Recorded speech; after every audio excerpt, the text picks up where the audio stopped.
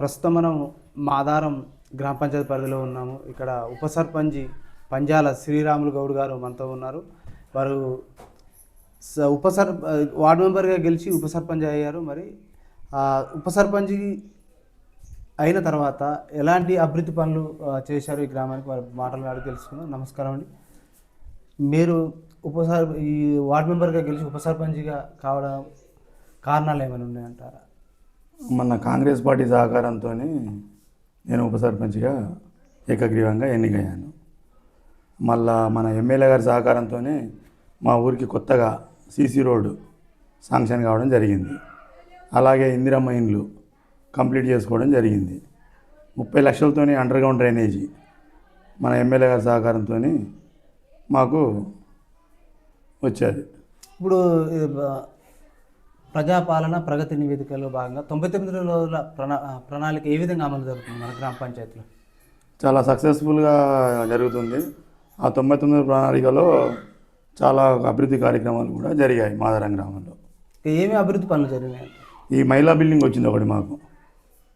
మళ్ళా ఈ సీసీ రోడ్లే కానీ, మళ్ళా ఇంకా మాకు ఇక్కడ ఒక బ్రిడ్జ్ కూడా శాంక్షన్ అయింది మొన్న.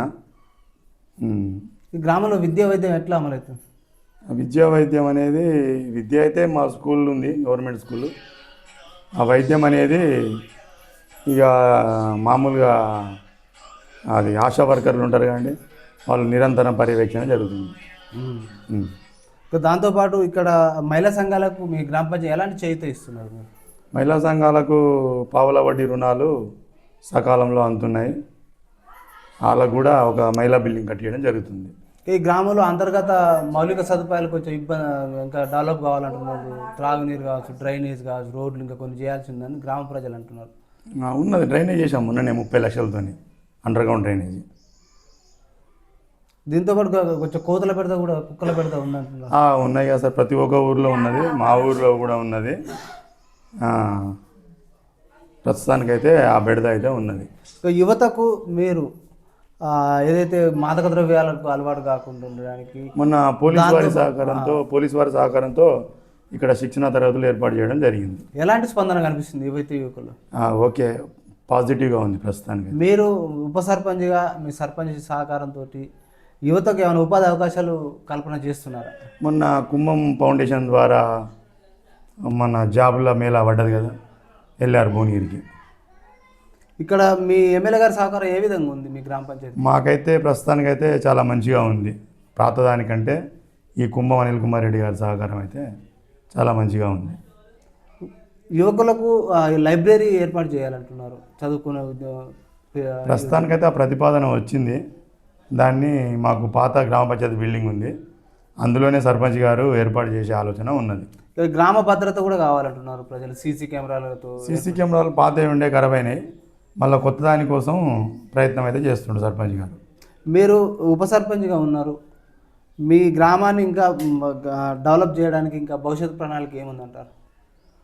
ఇక ప్రస్తుతానికైతే ఉన్నది, కొంచెం డెవలపింగ్ ఉన్నది. ఇంకేమన్నా ఫ్యూచర్ ఉంటే ఎమ్మెల్యే గారి సహకారం, ఎంపీ గారి సహకారం తీసుకొని చేద్దామని ఒక ఆలోచన. ఇక గ్రామంలో భూ సమస్యలు ఉన్నాయి అంటున్నారు, సాదా బైనామీలు ఇంకా పరిష్కారం కావట్లేదు అంటున్నారు. మొన్ననే నోటీసులు ఇచ్చారు, ఆ పరిష్కారం కోసం ప్రయత్నాలు జరుగుతుంది. మీ గ్రామ అభివృద్ధికి ఇంకా కేంద్ర రాష్ట్ర ప్రభుత్వాల నుంచి నిధులు ఎలా అందుతున్నాయి అంటారు? ప్రస్తుతానికైతే కొంచెం తక్కువనే ఉన్నది, ఇక వస్తాయని అంటున్నారు. ఇక్కడ గ్రామానికి ప్రజలకు నిత్యం అందుబాటులో ఉండాలి, అప్పుడప్పుడు కొంచెం అందుబాటులో ఉంటలేదని. సర్పంచ్ గారు కూడా భువనగిరిలోనే ఉంటారు, మార్నింగ్ వచ్చి సాయంత్రం పోతారు. నేను ఈ ఊర్లోనే ఉంటాను.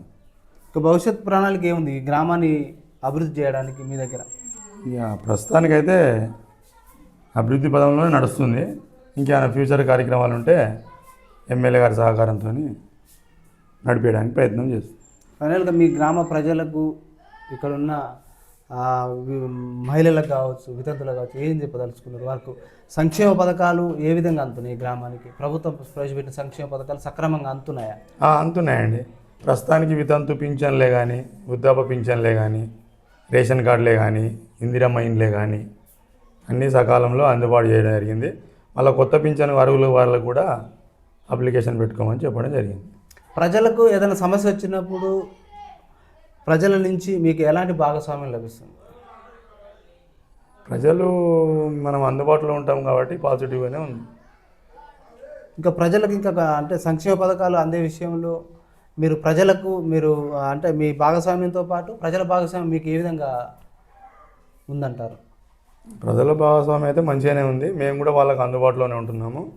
వాళ్ళ సమస్యను సత్వరంగా తీర్చడానికి ప్రయత్నం చేస్తున్నాం. ఇక మీ భవిష్యత్ ప్రణాళికతో పాటు ప్రజలకు ఏం చెప్పదలుచుకున్నారు మీరు మీ మాదారం గ్రామం ప్రజలకు ఎల్లవేళలో అందుబాటులో ఉండి ఆ ప్రభుత్వ ఫలాలు సకాలంలో అందించే విధంగా కృషి చేస్తాం.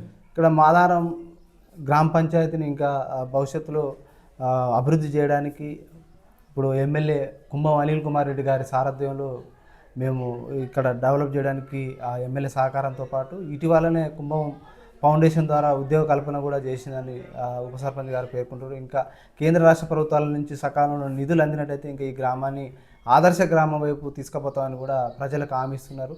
మరో అంశంతో మరో వీడియోలో మరింత బెటర్గా మీ ముందుకు వస్తుంది ప్రజావేదిక నుంచి.